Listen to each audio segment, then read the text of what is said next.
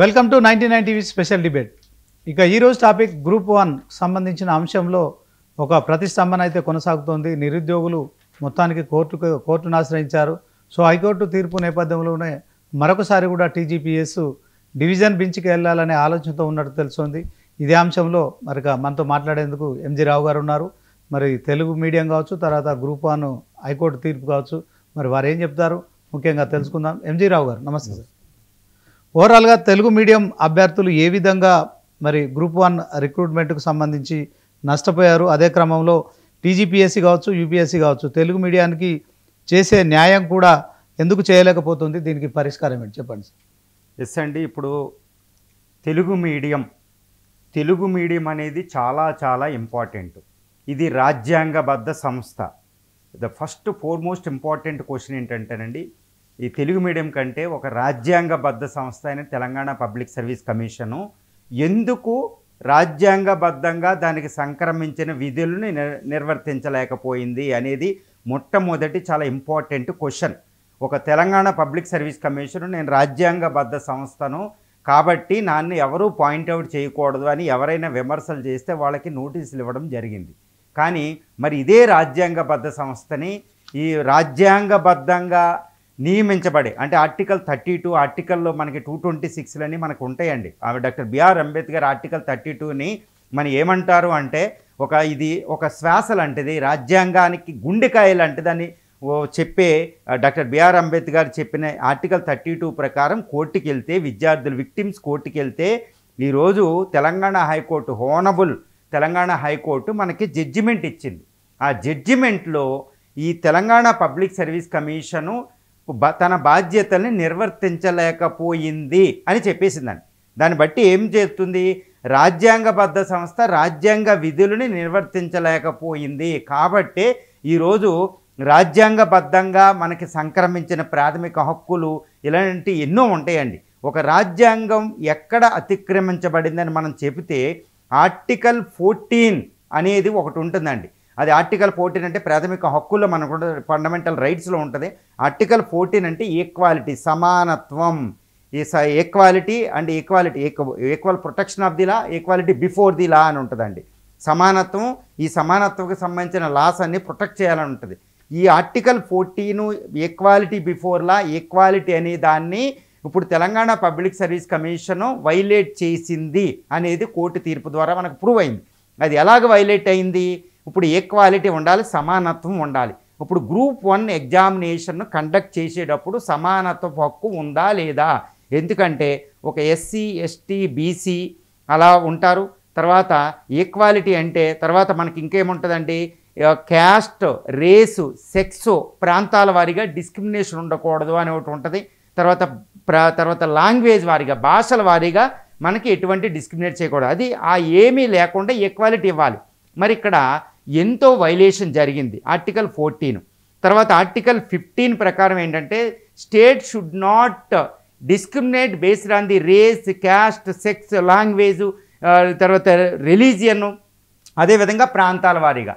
మరి Telangana public service commission ఒక state అనే దాని కింద నిర్వచనం కింద వచ్చినప్పుడు మరి రిక్రూట్మెంట్ దగ్గర తెలుగు మీడియాన్ని ఆర్టికల్ మనకి షెడ్యూల్ 8లో ఉన్న 22 లాంగ్వేజ్లో తెలుగు ఒకటి. అక్కడ యూనియన్ పబ్లిక్ సర్వీస్ కమిషనే మనకి తెలుగు లాంగ్వేజ్ టెస్ట్ ఒకటి పెడుతుంది అందరికీ, కానీ ఇక్కడ ఇంగ్లీష్ పెట్టింది. దానివల్ల తెలుగు వాళ్ళు రాయలేకపోయారు. కానీ ఇంగ్లీష్ వాళ్ళకి ఇంగ్లీష్ ఉంది, వాళ్ళు ఈజీగా గట్టెక్కేశారు.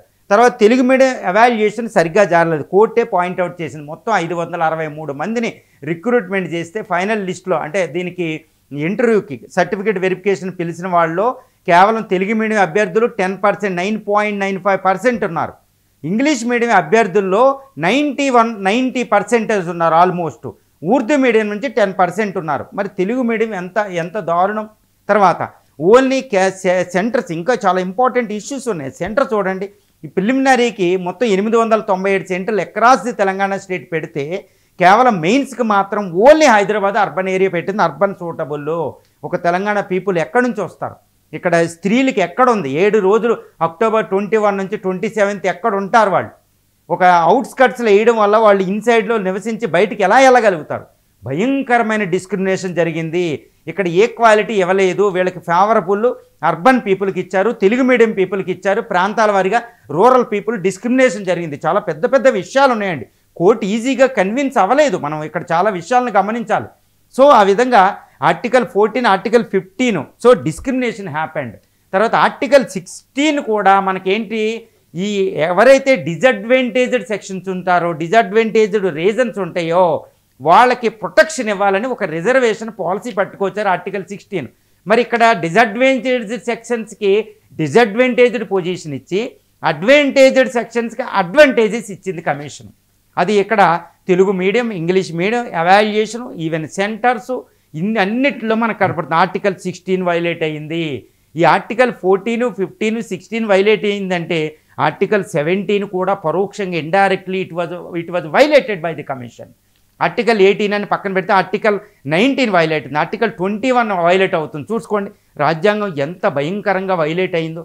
దట్టు ఏంటి, ఇక్కడ those who are being selected from this 563 vacancies notification, వాళ్ళు they will decide the fate of the entire Telangana state for the next 2 to 3 decades. మరి వాళ్ళ దగ్గరే డిస్క్రిమినేట్ అవుతే దీని భవిష్యత్తు ఏంటి? సో కమిషన్ తన బాధ్యతను పూర్తిగా విస్మరించింది అనేది ఇక్కడ పూర్తవుతుంది. కాబట్టి ఒక రాజ్యాంగబద్ధ సంస్థ, ఒక రాజ్యాంగబద్ధ విధులు అంటే తెలంగాణ పబ్లిక్ సర్వీస్ కమిషన్ అంటే అక్కడ యూనియన్ పబ్లిక్ సర్వీస్ కమిషన్ ఎంత అద్భుతంగా అది నిర్వహిస్తుందంటే ఎగ్జాము చాలా అత్యద్భుతం. దానికి ఒకటే ఎగ్జాంపుల్ చెప్తానండి.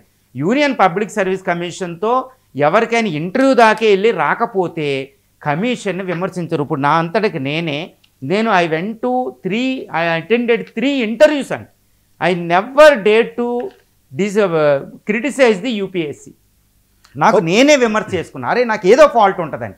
ఎందుకంటే I have trust in the UPSC. నాకు అక్కడ ట్రస్ట్ ఉంది. వేరేది నేను ఎప్పుడు ఏ సర్వీస్ కమిషన్ స్టేట్ లెవెల్లో నేను ఎప్పుడు రాయలేదు. I never have the any trust in the state public service commission. ఎందుకంటే ఇలాంటి బండారం ఉంటుందని. అందుకని నా దగ్గరికి ఎవరైనా స్టూడెంట్లు వస్తే నేను ఎప్పుడూ ఒకటే చెప్తాను, మీకు ఏజ్ ఉంటే యూనియన్ పబ్లిక్ సర్వీస్ కమిషన్ రాసుకోండి. ప్లాన్ బి లేకుండా ఇలాంటి state public service commission exam రాయొద్దు, పణంగా పెట్టొద్దని చెప్తాను. ఇప్పుడు 14 సంవత్సరాల నుంచి ముసలోళ్ళు అయిపోయారు. వాళ్ళకి ఎవరండి ఇప్పటికీ న్యాయ వ్యవస్థ ఉంది ఎలా? అందువల్ల ఇలా ఉండమని ఎప్పుడు చెప్తాను, ఒక రాజ్యాంగబద్ధ సంస్థ. నేను ఇక్కడ ఒకటే చెప్తున్నా, I'm not criticising the Telangana public service commission, I'm not criticising the ఈ constitutional body and I'm not criticising the constitution. I have enormous faith in the constitution and constitutional bodies, especially Telangana public service. నేను ఎవరిని criticise చేస్తున్నాను అంటే, ఈ court కూడా ఎవరిని criticize చేసిందంటే those who are running this Telangana public service commission. However good may be the constitution, if those who are running this one, those who are ruling this one, if they are wrong, it proved to be wrong. And Dr. B.R. Ambedkar మన constituent అసెంబ్లీలో చెప్పిన statement ప్రకారం ఈరోజు Telangana public service commission ఎవరైతే run చేస్తున్నారో వాళ్ళు తప్పు చేస్తున్నారు. ఓకే రావు గారు, ఇప్పుడు 2014లో మన తెలంగాణ రాష్ట్రం ఆవిర్భవించింది. సో 11 సంవత్సరాలుగా కూడా మనం టీజీపీసీ స్థాపించుకున్నాం. ఇదే క్రమంలో ఒక్క గ్రూప్ 1 సంబంధించిన మరి ఈ ఒక నోటిఫికేషన్ పెట్టడం కావచ్చు, తర్వాత ఒక పరీక్ష కూడా కంప్లీట్ చేయకపోవడం కావచ్చు, ఓవరాల్గా గ్రూప్ 1 ఎపిసోడ్పై మరి దీన్ని ఎట్లా సొల్యూషన్ ఏంటి చెప్పండి. ఎస్ అండి, ఇప్పుడు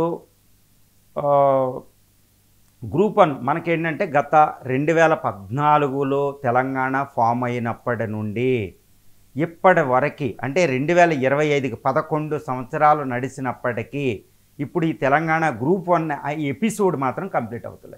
ఇప్పుడు చూడండి, ఈ నోటిఫికేషన్ 2022లో ఫస్ట్ టైం గ్రూప్ 1 నోటిఫికేషన్ వచ్చింది కేసీఆర్ గవర్నమెంట్ టైంలో 2022లో. అంటే తెలంగాణ ఫామ్ అయిన తర్వాత ఆల్మోస్ట్ 8 ఇయర్స్కి వచ్చింది.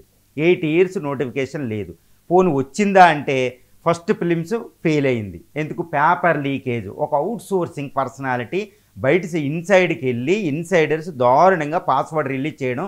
అప్పుడున్న Telangana public service commission chairman గారు, ఒక ఐఏఎస్ ఆఫీసర్ జనార్దన్ రెడ్డి గారు పూర్తిగా అట్టర్లీ ఫెయిల్ అయ్యారు. ఆయనకు పనిష్మెంట్ లేదు, హ్యాపీగా రిటైర్డ్ అయిపోయారు. అయిపోయింది. ఓకే, ఫెయిల్ అయిపోయింది. విద్యార్థులు నష్టాలు అలాగే ఉన్నాయి. తర్వాత మళ్ళీ వెంటనే ఎగ్జామ్ పెడితే ఫిలిమ్స్ ఎగ్జాము అది బయోమెట్రిక్ సిస్టమ్ తీసుకులేదు. అంటే నోటిఫికేషన్లో తాను జారీ చేసిన నోటిఫికేషన్లో ఒక పాయింట్ని టెక్నికల్గా కూడా ఇంప్లిమెంట్ చేయకపోయింది కమిషన్. అది that was the good governance, the position in the Telangana public service commission. తర్వాత మళ్ళీ గవర్నమెంట్ మారింది. రీనోటిఫికేషన్ ఇచ్చారు. GO29 ఇష్యూ వచ్చింది, GO55 ఇష్యూ వచ్చింది. అదో పెద్ద ఉద్యమం కింద తయారైంది. ఆ కేసులు కోర్టులో ఉన్నాయి.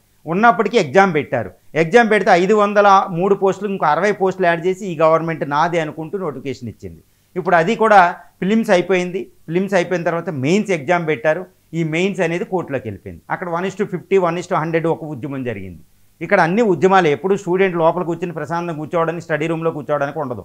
అశోక్ నగర్ వీధుల్లోనే వాళ్ళు ఉండాలి 5 రూపాయలు మెయిన్స్ తింటూ. తర్వాత మెయిన్స్ ఎగ్జామ్ జరిగింది. ఇప్పుడు ఈ మెయిన్స్ ఎగ్జామ్ దారుణాతి దారుణంగా తెలుగు మీడియానికి అన్యాయం జరిగింది. ఈ విషయాన్ని నేను కాదండి చెప్పేది. ఓకే, జస్టిస్ నామవరపు రాజేశ్వరరావు గారికి ఆయనకు అందరూ గ్రేట్ఫుల్. ఇప్పుడు తెలంగాణ పబ్లిక్ సర్వీస్ కమిషన్ని ఎంతైతే తూర్పురబడుతున్నారో అదే రాజ్యాంగబద్ధ సంస్థను తూర్పురబడుతుంటే ఇంకొక రాజ్యాంగబద్ధ ఒక పిల్లర్ అయిన న్యాయ వ్యవస్థ యందు ఈరోజు తెలంగాణ పీపుల్ అందరూ కృతజ్ఞతలు చెప్తున్నారు. ఎంతో అద్భుతంగా ఉన్నారు. ఓకే, పెద్ద పెద్ద లడకలో పెద్ద పెద్ద పీక్లిక్ అక్కడ కూడా ప్రదర్శిస్తున్నారు. ఓకే, న్యాయ వ్యవస్థ కృతజ్ఞతలు చెప్తున్నారు. జై భీమ్ అంటూ ఉంటున్నారు, జై సంవిధాన్ అంటూ వెళ్తున్నారు వాళ్ళు. ఎందుకంటే న్యాయ వ్యవస్థ మమ్మల్ని రక్షించింది, అందరూ వదిలేస్తే మమ్మల్ని అని. ఈరోజు నామవరపు రాజేశ్వరరావు గారు ఇచ్చిన ఒక మాన్యుమెంటల్ జడ్జిమెంట్ ఎలా ఉందంటే అక్కడ దారుణంగా జరిగింది. మెయిన్స్ ఎగ్జామ్లో ఎవాల్యుయేషన్ ప్రాసెస్ అవ్వలేదు, ఇన్ఎఫిషియన్సీ, నో ట్రాన్స్పరెన్సీ, దారుణమైన పదాలను ఉపయోగించిందండి. అంటే ఇండైరెక్ట్మెంట్ అంటారు, అపవాదులన్నీ తెలంగాణ పబ్లిక్ సర్వీస్. ఈ విధంగా మెయిన్స్కి ఈరోజు క్యాన్సిల్ అయింది. ఇప్పుడు మళ్ళీ రీమెయిన్స్ నిర్వహించాలా, రీఎవాల్యుయేషన్, మళ్ళీ కమిషన్ డివిజన్ బెంచ్కి వెళ్తుంది. ఇది ఎప్పుడు ఎపిసోడ్ అవుద్ది? 2014లో తెలంగాణ ఫామ్ అయిన తర్వాత ఇది తెలంగాణ ఉద్యమం 1969 నుంచి ఇంకా మొదలవుతూనే ఉంది. చూడండి, 2014లో ఏదో వచ్చింది ఉద్యమం, ఏదో తెలంగాణ స్టేట్ ఫామ్ అయింది అద్భుతమైన మూమెంట్ ద్వారా, కాన్స్టిట్యూషనల్ మీన్స్ ద్వారా. ఇప్పుడు మళ్ళీ తెలంగాణ 14 తర్వాత 2014 తర్వాత ఇంకా ఈ నోటిఫికేషన్ ఎప్పుడు ఎండ్ అవుతుంది? దారుణమైన పరిస్థితి. ఈ మీన్ వాల్యూ యూపీఎస్సీ అద్భుతంగా అక్కడ ఎగ్జామ్ నిర్వహిస్తుంది, పక్కన ఏపీఎస్సీ కూడా 2-3 నోటిఫికేషన్లు అయిపోయింది, పోస్టులు ఉన్నాయి. ఇక్కడ ఇది పరిస్థితి. సో ఇది ఎండ్లెస్ ప్రాసెస్, అంటే ఒక సీజ్లెస్ ప్రాసెస్ ఇన్సెసెంట్గా జరుగుతూనే ఉంటుంది. ఈ స్టూడెంట్లు ముసలోళ్ళు అయిపోతారు, ఇంకొకళ్ళు వస్తారు. తెలంగాణ స్టేట్లో గ్రూప్ 1 ఆఫీసర్ జెన్యూన్గా అయితే రాదు.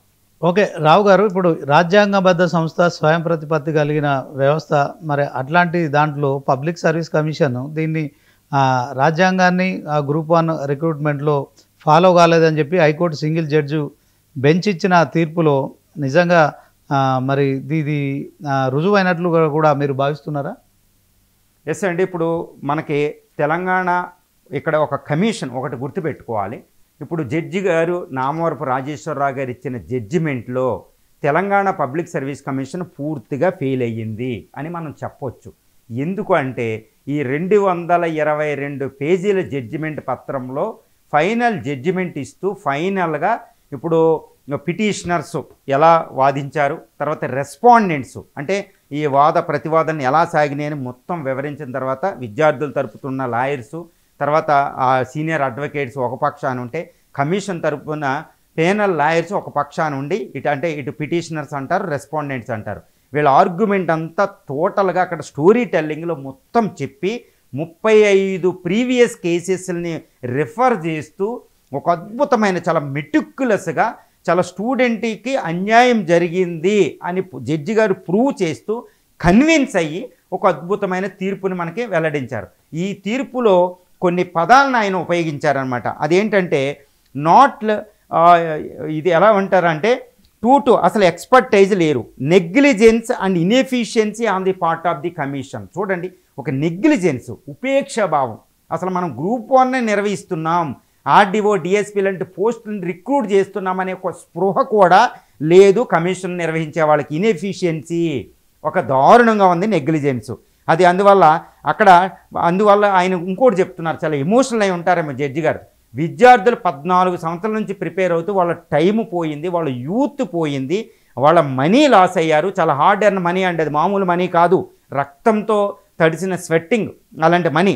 తర్వాత వాళ్ళ ఎఫోర్ట్స్ అంతా నాశనం అయిపోయింది దారుణంగా. అందువల్ల కమిషన్ నెగ్లిజెన్సీ, ఇన్ఎఫిషియన్సీ అనేది క్షమించరానిది అనుకుంటూ ఇంపెర్మిషబుల్ అనే ఒక పదాన్ని అద్భుతంగా ఆయన వాడారండి. తర్వాత ఇట్ ఫెయిల్డ్ ఇన్ ప్రొసీజరల్ ప్రాసెస్లో, తర్వాత ఎవాల్యుయేషన్ ప్రాసెస్లో ఇది తప్పు చేసింది అనేది ఇక్కడ ప్రూవ్ అవుతుందని ట్యాబ్యులర్ ఫామ్లో కూడా ఆయన చెప్పారు. అందులో ఏంటంటే చూడండి, 490, 495.5 అంటే ఒక 0.5 మార్క్స్ తేడాతో 29 మంది విద్యార్థులు ఉంటారా, దారుణం అది. తర్వాత 500, 550 మధ్యన 52 మంది విద్యార్థులు ఉన్నారు. తర్వాత 489.5లో 62 మంది. ఇది ఇంప్రాక్టికల్ అనమాట, ఇర్రేషనల్. ఇది అంటే ఇక్కడ తప్పు జరిగింది, ఇలా ఎప్పుడూ రాదు, ప్రాక్టికల్గా ఉండదు, రియల్ ఎవాల్యుయేషన్ జరగలేదు అని చెప్తున్నారు. తర్వాత తెలుగు మీడియం అభ్యర్థులు కూడా పర్సెంటేజ్తో చెప్పారు. తెలుగు మీడియానికి 506లో మొత్తం 54 మంది తెలుగు మీడియం విద్యార్థులు ఉన్నారు. అంటే ఇది కొలోనియల్ హ్యాంగ్ ఓవర్ అంటారు చూడండి. అసలు తెలంగాణ పబ్లిక్ సర్వీస్ కమిషను అసలు తెలంగాణలో తెలుగు ప్రాంతంలో ఎగ్జామ్ నిర్వహిస్తుందనే స్పృహ కోల్పోయింది. అదే union public service commission New Delhi నుంచి పెట్టిన 22 అఫీషియల్ లాంగ్వేజ్లో ఎగ్జామ్ పెట్టిన తెలుగు మీడియం వాళ్ళకి, ఇంగ్లీష్ మీడియం వాళ్ళకి, ఇక్కడ తెలుగు మీడియంలో రాసేవారికి తెలుగు ఎగ్జామ్ ఒకటి ఉంటుంది తెలుగు ప్రాంతం వాళ్ళకి. అది అన్ని భాషల్లో ఒక లాంగ్వేజ్ టెస్ట్ ఒకటి పెడుతుంది. ఇక్కడ అది కూడా లేదు. అసలు ఇంగ్లీష్ మీడియం వాళ్ళు ఇంగ్లీష్ మీడియం పేపర్లో అవనవాళ్ళు ఒకటి ఉంటే మళ్ళీ తెలుగు మీడియం ఎవాల్యుయేషనే చేయలేదు. ఒక రకంగా ఎవాల్యుయేషన్ లేదండి, ఎందుకంటే తెలుగు మీడియం క్యాండిడేట్స్ అంటే తెలుగు మీడియం పేపర్లో ఎవాల్యుయేట్ చేయడానికి తెలుగు మీడియం లెక్చరర్స్ లేరు కమిషన్ దగ్గర. ఇంకోటి చెప్పాలంటే ఇక్కడ ఇంకోటి ఉందండి, నేను మెయిన్స్ ఎగ్జామ్ నుంచి చూస్తున్నా. అసలు ఎగ్జామ్ పేపర్లో ఆన్సర్ మన క్వశ్చన్ పేపర్లో తెలంగాణ పబ్లిక్ సర్వీస్ ఇచ్చిన క్వశ్చన్ పేపర్ ఎలా ఉందంటే అసలు ఇంగ్లీష్ క్వశ్చన్ ఏంటి, తెలుగు క్వశ్చన్ ఏంటి, ఇక్కడ డిస్కస్ అంటే ఇక్కడ ఏం రాస్తాను. ఎస్ఏలో ఒక ఎస్ఏ తెలుగు ట్రాన్స్లేషన్ దాకా తప్పిచ్చింది. మరి ఆ ఎస్ఏ అటెంప్ట్ చేసిన తెలుగు మీడియం విద్యార్థుల పరిస్థితి ఏంటి, దారుణమైన పరిస్థితి. ఇలాంటి ఎన్ని లోపాలు, ఎంత ఘోరాతి ఘోరమైన లోపాలతో విద్యార్థులు వెళ్తే ఈరోజు హైకోర్టే చెప్తుంది. ఒక హైకోర్టు సాక్షాత్తు వీళ్ళకే దారుణంగా జరిగిందని చెప్తుంది. కాబట్టి ఇక్కడ వివక్ష అనేది పూర్తి స్థాయిలో జరిగింది. ఓకే, ఎంజీ రావు గారు నల్గొండ నుంచి ఒక కాలర్ లైన్లో ఉన్నాడు, మరి ఆయనతో మాట్లాడదాం. Hello, good morning sir. చెప్పండి సార్. ఇది ఇప్పుడు టీజీపీఎస్ లో ఇప్పుడు చూస్తుంటే ప్రతిసారి ఇట్లా ఎగ్జామ్ పోస్ట్ పోన్ మరి పేపర్ లీకేజ్ ఇది కంటిన్యూగా వస్తుంది కదా సార్. ఇది రాష్ట్ర ప్రభుత్వం తప్పు అని చెప్తారా, లేకుంటే టీజీపీఎస్సీ వాళ్ళు ఒక తప్పు అని మిస్టేక్ అని చెప్తారా సార్? ఎస్ అండి, it's pertinent question, very important question. ఇక్కడ అందరూ ఒకటి కన్ఫ్యూజ్ అవుతున్నాం మనం కూడా, ఇది రాష్ట్ర ప్రభుత్వాన్ని తప్ప తెలంగాణ పబ్లిక్ సర్వీస్ కమిషన్ తప్ప అని. నేనైతే పూర్తిగా సూటిగా ఒక విషయం చెప్తానండి. ఈ విషయాన్ని అంటే ఒక రిక్రూట్మెంట్ ప్రాసెస్ చేయడానికి మనకి రాజ్యాంగబద్ధంగా అక్కడ యూనియన్ పబ్లిక్ సర్వీస్ కమిషన్ ఉంటే స్టేట్లో మనకి స్టేట్ పబ్లిక్ సర్వీస్ కమిషన్స్ ఉంటాయి. ఈ విషయాన్ని మనకు సుస్పష్టంగా తెలుసు. స్టేట్ పబ్లిక్ సర్వీస్ కమిషన్ మెంబర్స్ని, చైర్మన్ని ఒకసారి అపాయింట్మెంట్ చేస్తే రాష్ట్ర ప్రభుత్వం తొలగించడానికి కూడా లేదు. కానీ యూనియన్ గవర్నమెంట్లో అక్కడ ఒక రిక్రూట్మెంట్ ఇస్తే అక్కడ ఇన్వాల్వ్ కాదు. ఇది నాకు తెలుసు సార్. 1985 యాక్ట్ చట్టం ప్రకారం టీజీపీఎస్సీ పిఎస్సీలు ఏర్పాటు చేసిన అది కాదు సార్. ఇది బెండర్ మిస్టేక్ ఎవరిది? అదే ప్రెసిడెంటే వీళ్ళని రూల్స్ చేస్తారు, తీసేసే అధికారం వీళ్ళకి లేకుంటుంది, ఓన్లీ రాష్ట్రపతిగా ఉంటుంది. వీళ్ళని మార్చే అధికారం జస్ట్ వీళ్ళకి గవర్నర్ కి ఉంటుంది. మీ విషయానికి మీరు చెప్పేది, మీరు అడిగిన దానికే వస్తాను. ఇక్కడ జరిగేది ఏంటి అంటే మనం ఏమనుకుంటాం, ఇది రాష్ట్ర ప్రభుత్వాన్ని తప్పు అనడానికి ఉండదు. ఎందుకంటే మన కేసీఆర్ గారు గవర్నమెంట్లో 2002లో నోటిఫికేషన్ ఇస్తే అప్పుడున్న జనార్దన్ రెడ్డి గారు లోపల అడ్మినిస్ట్రేషన్ ఒక సీఎం దగ్గర ఒక 40-50 డిపార్ట్మెంట్లు ఉంటాయి, ఒక కలెక్టర్ దగ్గర ఉన్నట్టు. ఆయనకు అదే పనా, లేకపోతే కమిషన్ ప్రతిరోజు అబ్జర్వ్ చేయడం ఉంటుందా? ఈ టీజీపీఎస్సీ చైర్మన్ ఈ వ్యవహారాలు చూడాలి. ఒక అవుట్ సోర్సింగ్ పర్సన్ను పేపర్ లీకేజ్ చేస్తూ ఉంటే ఎవరెవరో వచ్చి లీకేజ్ చేస్తుంటే ఆయన చూసుకోలేకపోయాడు. ఇక్కడ మనం ప్రభుత్వాన్ని తప్పుపట్టాలా, కమిషన్ తప్పుపట్టాలంటే కమిషన్నే తప్పుపట్టాలి. అక్కడ రెండు, ఇక్కడ రాష్ట్ర ప్రభుత్వం ఫ్రీక్వెంట్గా నోటిఫికేషన్లు ఇచ్చే విధంగా ఆర్థిక శాఖ నుంచి క్లియరెన్స్ ఇవ్వకపోవడం అనేది దాని తప్పే, ఫ్రీక్వెంట్గా రాకపోవడం. కానీ వచ్చిన తర్వాత దీన్ని నిర్వహించలేకపోవడం అనేది ఫస్ట్ 2 ఫిలిమ్స్లు, తర్వాత ఇది. ఇప్పుడు చూడండి ఎవాల్యుయేషన్ ప్రాసెస్ ఎవరు చూస్తారు? కమిషను. ఇది కాబట్టి కమిషన్ది తప్పు, రాష్ట్ర ప్రభుత్వానికి ఫ్రీక్వెంట్గా నోటిఫికేషన్ ఇవ్వకపోవడం రాష్ట్ర ప్రభుత్వాన్ని తప్పు. అంటే ఇద్దరూ బాధ్యులే, ఈ విషయంలో తిరుగులేదు.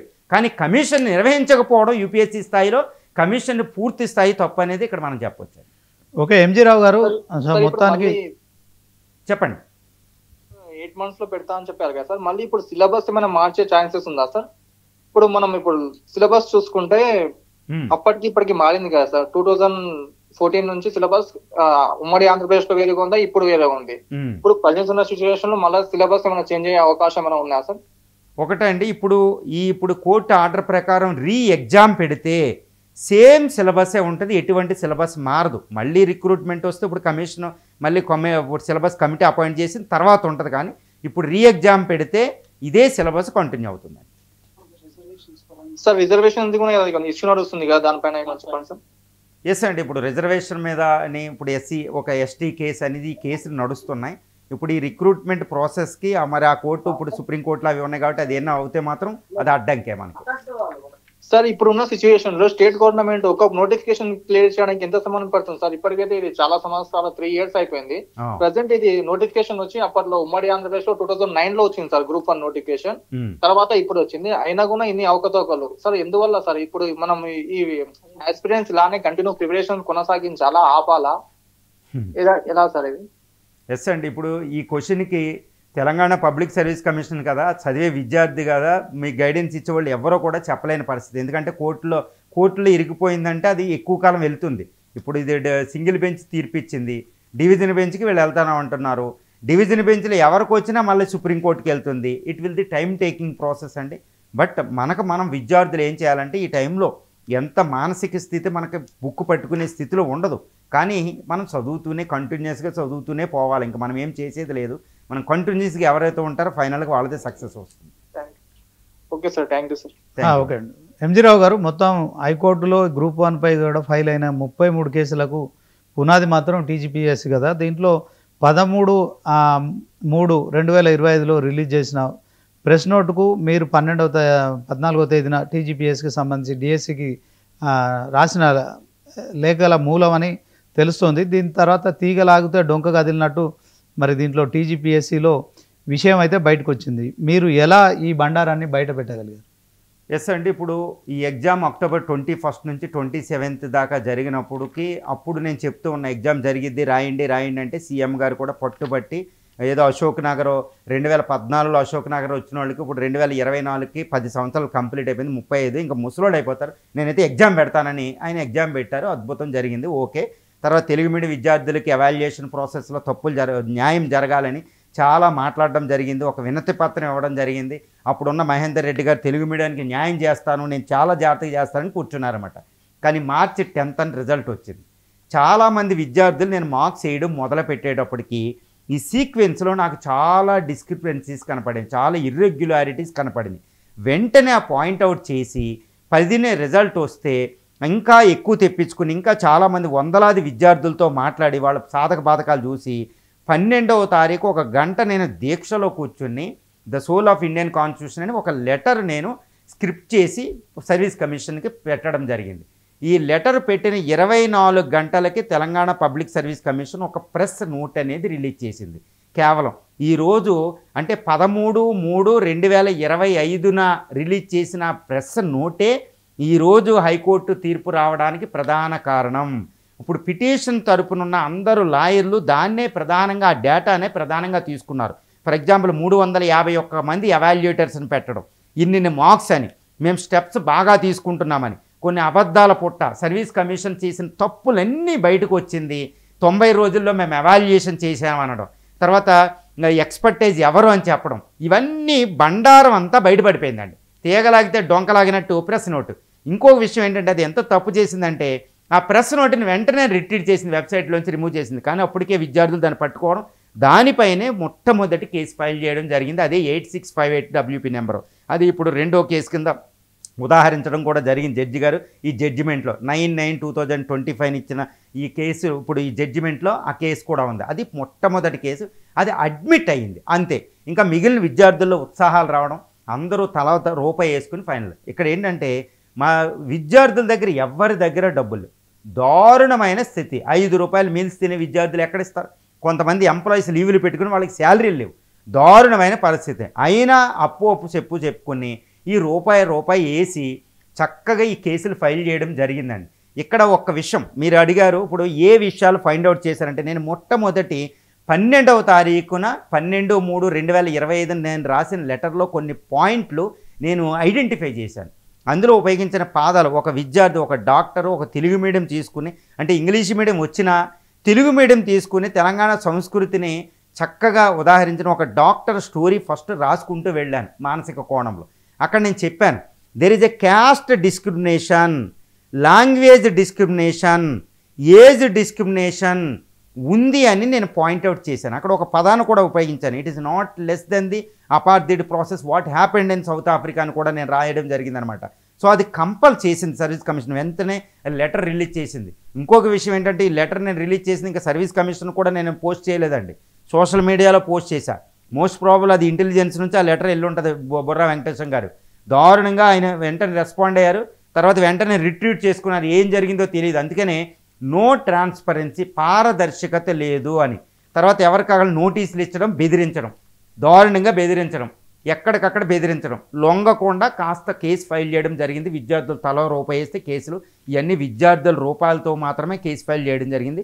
అప్పుడు నేనైతే ఒకటే చెప్పాను, రోడ్డు మీదకి ఎవ్వరూ రాకండి, కేవలం న్యాయ వ్యవస్థనే నమ్ముకోండి, అది మీకు న్యాయం చేస్తుందనేది వేల మంది నమ్మి రూపాయి ఇస్తే కేసు ఫైల్ చేయడం జరిగింది. తర్వాత విద్యార్థులు అద్భుతంగా, నేను చాలామంది పేర్లు పవన్ కుమార్ అని, జైల్ సింగ్ అని, ఎంతోమంది విద్యార్థులు అండి వాళ్ళు డేటాలు తీశారు. ఆ డేటా ఈ డేటా ఉపయోగించారు, సర్వీస్ కమిషన్ ఉపయోగించిన చూడండి, అసలు అద్భుతం. ఇప్పుడు జడ్జి గారు ఉపయోగించిన ఈ టేబుల్ చూడండి, ఒక పక్క నెంబర్లు వచ్చేసినాయి. 18, 19 సెంటర్లో ఇవి అక్కడి నుంచి ఎక్కువ మంది వచ్చేసారు. ఎక్కువ మంది 12% మంది అంటే ఒక సెంటర్ 2 సెంటర్ల నుండి 46 సెంటర్లో, 45 సెంటర్లు ఉంటే 46ది ఎక్కడి నుంచి వచ్చింది. తర్వాత 21,075 మంది ఎగ్జామ్ అని చెప్తే తర్వాత 10 మంది యాడ్ అయ్యారు. ఎక్కడ యాడ్ అయ్యారు? తర్వాత పక్క వాళ్ళకి సీట్లు అరేంజ్మెంట్ స్టూడెంట్లు తీశారండి ఇప్పుడున్న టెక్నాలజీ ఉపయోగించి, ఎక్కడికెక్కడ చక్కగా తీశారు. తర్వాత కోటి సెంటర్లో ఓన్లీ మేల్ సెంటర్స్ ఒకటి, తర్వాత ఓన్లీ ఉమెన్ సెంటర్స్ ఒకటి, అది దారుణమైన డిస్క్రిమినేషన్, జెండర్ బేస్డ్ డిస్క్రిమినేషన్. తర్వాత తెలుగు మీడియం భయంకరమైన దారుణమైన, అసలు తెలుగు ప్రాంతంలో పుట్టి తెలంగాణ సంస్కృతికి మూలమైన తెలుగు భాషనే ఒక సర్వీస్ కమిషనే డిస్క్రిమినేట్ చేయడం. ఎందుకంటే ఈ ఫస్ట్ వచ్చిన, ఇప్పుడు నేను రాసిన లెటర్కి వచ్చిన రిప్లైలో 351 మంది మాత్రమే ఎవాల్యుయేటర్స్ నియమించడం జరిగింది. ఈ 351 ఏ మీడియమో చెప్పలేదు.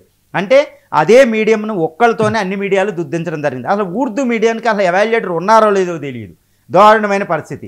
అసలు అక్కడ బ్లూ ప్రింట్ ఇవ్వలేదు. మరి చెన్నారెడ్డి హెచ్ఆర్డి సెంటర్లో వాళ్ళకి మొత్తం 351 మంది కేవలం 90 రోజుల్లో దుద్దించారు. అందులో సెలవులు తీసేశారో లేదో చూడదు. ఒక్కో పేపర్కి 150 రూపాయలు చొప్పునిచ్చారు. రోజుకి 40 పేపర్లు, అంటే ఒక్కొక్క క్వశ్చన్ చూడండి ఎంత డేటా తీశారు స్టూడెంట్లు. తర్వాత ఒక్కొక్క క్వశ్చన్ దుద్దడానికి కేవలం 5 నిమిషాలు కూడా తెలియదు. ఇప్పుడు యూపీఎస్సీ స్థాయి, ఆర్డీఓ, డిఎస్పీ పోస్టులు, ఎనలిటికల్ బేస్డ్ క్వశ్చన్ ప్రతి వాళ్ళకి ఉంటుంది. అక్కడ ర్యాండమైజేషన్ లేదు, స్టాండర్డైజేషన్ లేదు, స్కేలింగ్ ప్రాసెస్ లేదు.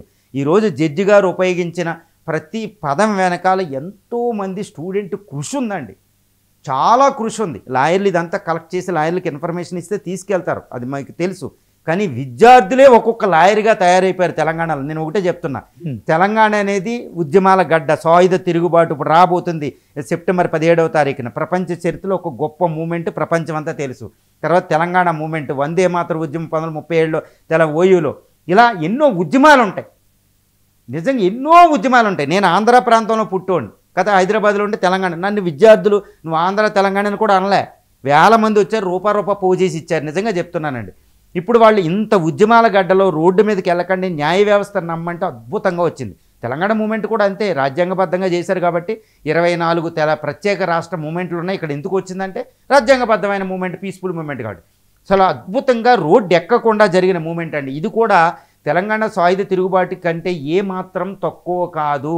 చాలా అద్భుతమైన మూమెంట్. జడ్జి గారు కూడా చూడండి, 9/9/2025 సెప్టెంబర్ 9 అంటే కాళోజీ తెలుగు భాష దినోత్సవం. ఆ రోజే ఆయన జడ్జిమెంట్ 2 నెలల్లో మెటిక్యులస్గా జడ్జిమెంట్ రాసిచ్చారంటే ఆయన ఏ సందేశం ఇవ్వబోతున్నారు? తెలంగాణ పబ్లిక్ సర్వీస్ కమిషను ఏ సందేశం ప్రభుత్వానికి ఇవ్వబోతున్నారు? ఏ సందేశం విద్యార్థులకు ఇవ్వబోతున్నారు? ఏ సందేశం బహుభాషా కోవిదులు అనుకునే వాళ్ళకి ఇవ్వబోతున్నారు? ఏ సందేశం ఇక్కడ పాలిటిక్స్ మాత్రమే చూసేవాళ్ళకి ఇవ్వబోతున్నారు? ఇదంతా మనం గుర్తుపెట్టుకోవాలి. అసలు నేను ఒకటే చెప్తానండి, బుర్రా వెంకటేశం గారు, నేను తెలుగు మీడియం బ్యాక్గ్రౌండ్ తోటి వచ్చాను, నేను రూరల్ ఏరియాస్ నుంచి వచ్చాను, నేను వెనకబడిన కులం నుంచి వచ్చాను, నేను ఎంతో అద్భుతమైన సర్వీస్ చేయడానికి వచ్చాను అని తెలుగు భాష కోసం ఉపన్యాసాలు ఇచ్చి తెలుగు యూనివర్సిటీకి వెళ్ళి అక్కడికి వెళ్ళి అవార్డులు తీసుకోవడం కాదండి. ఇప్పుడు సర్వీస్ కమిషను తెలుగు భాషకి అన్యాయం జరిగిందంటే ఆయనకి మోరల్లీ ఈ doesn't have any responsibility to continue in his post అండి. ఇది హైకోర్టే చెప్తుంది, రాజ్యాంగబద్ధ సంస్థ విఫలమైందని. సో ఆయన ఎలా ఉంటారు పోస్టులో? ఇది విద్యార్థులు చాలామంది ఎక్స్ప్రెస్ చేసిన ఒక ఒపీనియన్. అంటే ఎంజీ రావు గారు నిజంగానే ఇందాక నల్గొండ నుంచి ఒక గ్రూప్ 1 రాసిన అభ్యర్థి అడిగాడు, మళ్ళొకసారి మిమ్మల్ని అడుగు, ఈ తప్పులన్నిటికీ బాధ్యత కమిషన్దా లేదా ప్రభుత్వందా? ఎస్ అండి, ఇప్పుడు ఇది చాలా పెద్ద ప్రధానం. ఈ ఒక్క విషయాన్ని చాలా జాగ్రత్తగా గమనించాలి. ఈరోజు అపోజిషన్ పార్టీ ప్రభుత్వం మీరు తప్పు చేశారు, 1700 కోట్ల స్కామ్ జరుగుతుంది. ఒకళ్ళు అంటారు ఒక పోస్టుకి 3 కోట్లు జరిగింది, ఇది జరిగింది అంటారు. ప్రభుత్వం ఏముంది, మీరున్నప్పుడు పెట్టారా నోటిఫికేషన్, మీరు 10 సంవత్సరాల అధికారంలో ఉండి ఒక గ్రూప్ 1 నిర్వహించలేకపోయారు, మేము వచ్చి ఎగ్జామ్ పెట్టాం, మేము కోర్టుని తూచుగా తప్పకుండా అంటారు. ఇప్పుడు అపోజిషన్ ప్రభుత్వం మీద, ప్రభుత్వం రూలింగ్ పార్టీ ఏమో అపోజిషన్ మీద, పొలిటికల్ పార్టీలు ఇలాగా. ఉద్యమకారులు ఏం చేస్తారు, ఒక్కో మోటివ్తో ఒక్కొక్కరు మాట్లాడతారు, స్టూడెంట్ని తప్పుదారి పట్టిస్తారు. ఇవన్నీ ఒకటి ఉంది. కానీ ఇక్కడ ఒకటి గమనించాలి, స్టూడెంట్స్కి ఒక క్లారిటీ ఉంది. స్టూడెంట్స్ ఇవన్నీ కాదు, మనమే రూపాలు పోగు చేసుకోవాలని వాళ్ళు న్యాయ వ్యవస్థ నమ్ముకున్నారు. అది అసలైన పరిష్కారం. ఇదే మెసేజ్ ఇవ్వబోతుంది. ఇప్పుడు ఇదే మీరు నన్ను అడిగిన క్వశ్చన్కి ఆన్సర్ కూడా. అంటే ఏంటి, అపోజిషన్ అధికారంలో 10 సంవత్సరాలు ఉండి గ్రూప్ 1 ఎందుకు నిర్వహించలేకపోయింది, సమాధానం చెప్పలేని పరిస్థితి. ఇప్పుడు ప్రభుత్వం ఉండి ఎందుకు నిర్వహించలేకపోయింది, ఇది ఎందుకు వచ్చింది, అవినీతి ఆరోపణలు ఎందుకు వస్తున్నాయి అంటే అది కూడా చెప్పలేని పరిస్థితి. వాళ్ళు ఏమీ చెప్పలేని పరిస్థితి.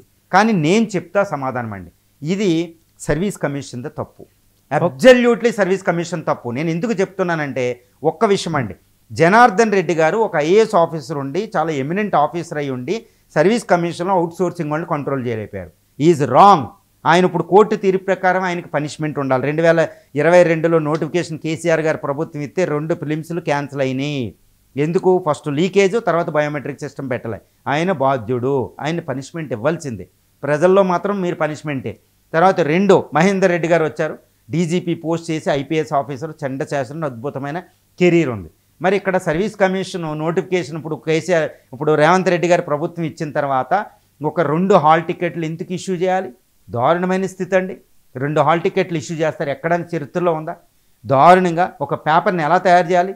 ఒక డిస్టిక్ల్లో మొత్తం ఫిలిమ్స్కి 897 సెంటర్లు పెడితే, మళ్ళీ ఇక్కడ స్టేట్లో ఓన్లీ హైదరాబాద్లోనే సెంటర్లు పెడితే, మిగిలిన ఎంటైర్ 1,12,000 చదరపు కిలోమీటర్లో ఉన్న తెలంగాణలో రూరల్ పీపుల్ ఎక్కడ ఎగ్జామ్ రాయాలి? మళ్ళీ వాళ్ళు అవుట్స్కట్స్ ఎక్కడో సివిఆర్ ఇంజనీరింగ్ ఈ సిటీ నుంచి ఎక్కడో రూరల్ ఆదిలాబాద్ నుంచి సిటీ రావడం ఎంత ఈజీయో అంతకంటే కష్టం ఈ సిటీ నుంచి అవుట్స్కట్స్కి వెళ్ళడం. నేను కళ్ళారో చూశాను. దారుణమైన స్థితి. ఒక ఉమెన్, ఒక గృహిణి పిల్లల్ని 46 సంవత్సరాల తర్వాత ఏజ్ రిలాక్సేషన్ ఇచ్చారు. ఒక గృహిణిని లేడీస్ వస్తే వాళ్ళు ఈరోజు ఎక్కడికి వెళ్తారండి? ఈ సిటీలోంచి అక్కడికి వెళ్ళి అక్కడ లాడ్జిల్లో ఉంటారా? లాడ్జిల పరిస్థితి ఏంటి? సెక్యూరిటీ ఉందా? ఈరోజు వాళ్ళకి ఎలా discrimination, gender discrimination, rural discrimination జరిగింది. తెలుగు మీడియానికి డిస్క్రిమినేషన్ జరిగింది. అందుకే మేము కోటీలు ఇది పెట్టామంటే అక్కడ అందరిని అకామిడేట్ చేయలేదు. ఉమెన్ ఎక్కడికి వెళ్ళారు. ఎక్కడ ఉంటారండి? వాళ్ళకి లాడ్జిలో ఉండడానికి డబ్బులు ఉన్నాయా?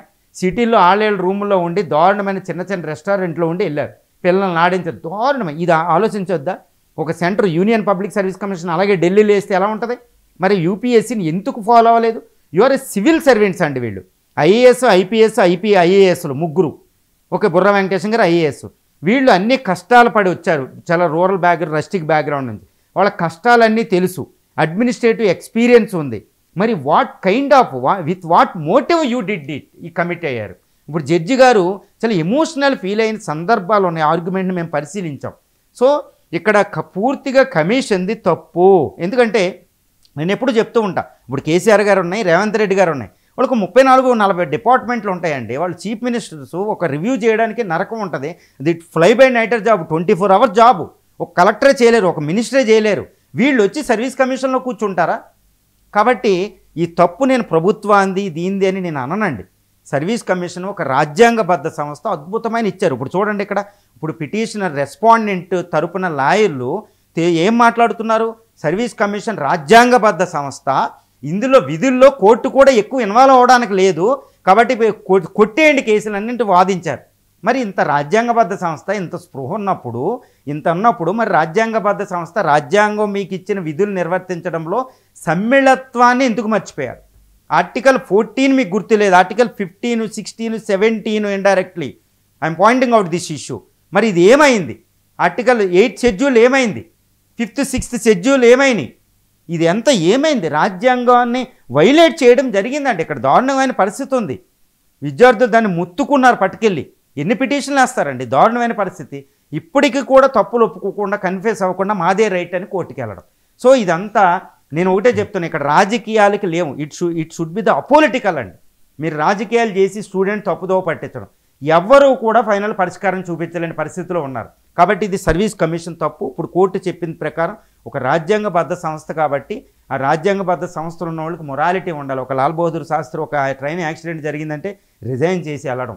మనం ఎన్నో ఉంది, ఎంతో నీతిమంతులు పుట్టిన దేశం అనమాట. రాజ్యాంగ వ్యవస్థ ఇప్పటికీ బతుకుతుందంటే రాజ్యాంగ వ్యవస్థ గొప్పది కాబట్టి, చాలామంది బతికిస్తున్నారు కాబట్టి. మరి ఆ రాజ్యాంగబద్ధాన్ని నిజంగా మీరు ఫాలో అవ్వాలంటే మరి ఈరోజు కోర్టు తీర్పిచ్చినకి ఎవరు బాధ్యులు? ఇది చూడండి, కోర్టు ఏం చెప్తుంది, వాళ్ళ టైము మనీ, ఒక యూత్ ఒక యువకుడు ఉంటాడు, వాడికి 21 సంవత్సరాలు గ్రాడ్యుయేషన్ అయిన తర్వాత 21 నుండి 35 కష్టం. 21 నుండి 31 సంవత్సరాల మధ్య యూత్ అంతా ఇక్కడ కరిగిపోయింది. Who is responsible? This is the question from the youth అండి. ఇప్పుడు మనం ఫోన్ నెంబర్లు ఎక్కువ రిసీవ్ చేసుకోవడానికి మనం అంగీకరించడం లేదు. ఇప్పుడు 21 నుండి 35 సంవత్సరాల మధ్య ఉన్న ఒక లైఫ్ చాలా ఇంపార్టెంట్. ఆ యూత్ ఇక్కడ కరిగిపోయింది. అశోక్ నగర్లో 5 రూపాయల మీల్స్ తింటూ కరిగిపోయింది. మళ్ళీ వాళ్ళు 21 నుంచి 31 వరకు కరిగించే దశలో సరైన ఫుడ్ లేదు, ఏమీ లేదు. వ్యాధులు, షుగర్ వ్యాధులు వచ్చిన వాళ్ళు ఎంతోమంది నా దగ్గరికి వచ్చారు. ఒక ఉమెన్కి పెళ్ళి అవ్వలే, వాళ్ళు మళ్ళీ ఇంటికి వెళ్ళని దశ, గ్రాడ్యుయేషన్ ఐఐటీఎల్ చేసిన వాళ్ళు ఏదో పబ్లిక్ సర్వీస్ సర్వెంట్ అవుదామని ఇక్కడికి వస్తే వాళ్ళు ఏమీ అవ్వలేక మళ్ళీ ఎంఎన్ఆర్ఈజీ వర్క్కి వెళ్ళే దశలో ఉన్నారు. వాళ్ళు కూలి పని చేసుకునే దశ. అశోక్ నగర్ వాళ్ళకి వస్తే తెలుస్తుంది. ఇదే బుర్రా వెంకటేశం గారు, ఇదే తర్వాత మహేందర్ రెడ్డి గారు, వీళ్ళందరూ ఒక్కసారి అశోక్ నగర్ రమ్మనండి, మాట్లాడమనండి. రావు గారు భువనగిరి నుంచి నరేందర్ గారు ఫోన్ లైన్లో ఉన్నారు. నరేందర్ గారు సార్ చెప్పండి సార్. రావు గారితో. నమస్కారం సార్. నమస్కారం సార్. నమస్తే. హలో, నమస్తే. చెప్పండి వినపడుతుంది సార్.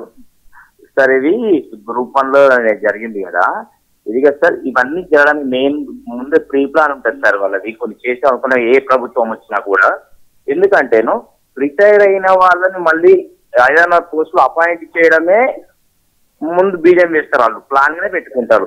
రిటైర్ అయిపోయిన తర్వాత మళ్ళీ వాడుకోవడం అంటేనే వాళ్ళని ఎలాంటి యాక్షన్ తీసుకోవడానికి స్కోప్ ఉండదు. కానీ ఎస్పెషల్లీ పోలీస్ డిపార్ట్మెంట్ లో చేసిన వాళ్ళని మళ్ళీ అపాయింట్ చేసుకోవడం మేజర్ మిస్టేక్ సార్. ఎందుకంటే వాళ్ళు తెలివిగా చేస్తారని మాత్రమే అపాయింట్ చేసుకుంటారు వాళ్ళని. కాబట్టి రిటైర్ అయిన వాళ్ళని ఎప్పుడు కూడా వాడుకోవద్దు సార్. మొన్న ఇరిగేషన్ లో చూసాము, రిటైర్ అయిన వాళ్ళని పెట్టుకొని చేశారు.